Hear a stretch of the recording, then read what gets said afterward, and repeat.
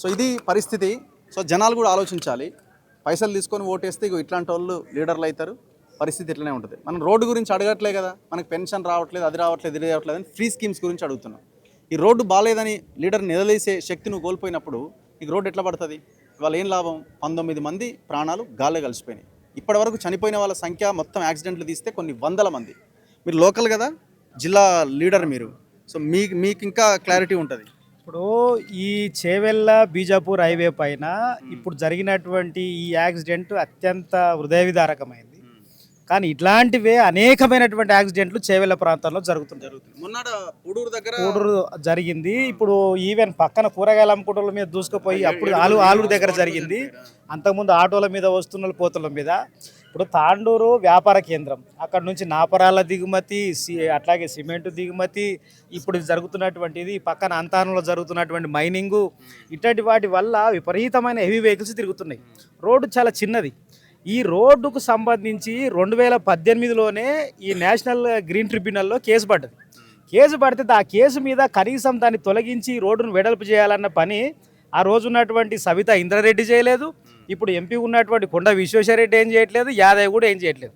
అంటే వీటి వల్ల వీళ్ళకేం లాభం లేదు కనుక దీని గురించి పట్టించుకోవట్లేదు.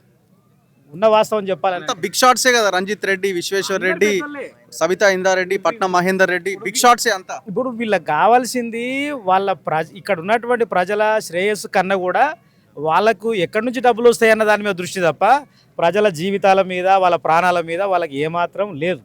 కనుక అందుకనే ఈ రోడ్ను చాలా వేగంగా చేయాల్సి ఉంది.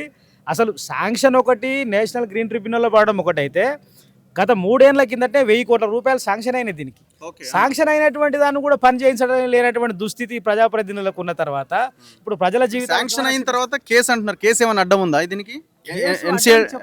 నేషనల్ గ్రీన్ ట్రిబ్యునల్ కేసు అడ్డమని చెప్తున్నారు.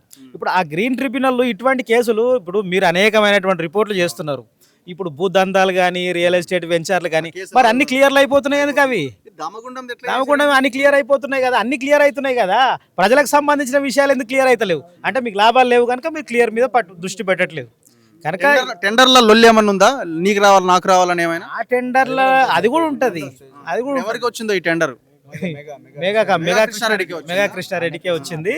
కనుక దీనికి బాధ్యత వహించాల్సింది ప్రభుత్వం ఒకటైతే, ఇక్కడ కొండా విశ్వేశ్వరరెడ్డి, సబితా ఇందర్ రెడ్డి, కాళే యాదయ్యలే దీనికి బాధ్యులు. ఈ 19 మంది సావుకు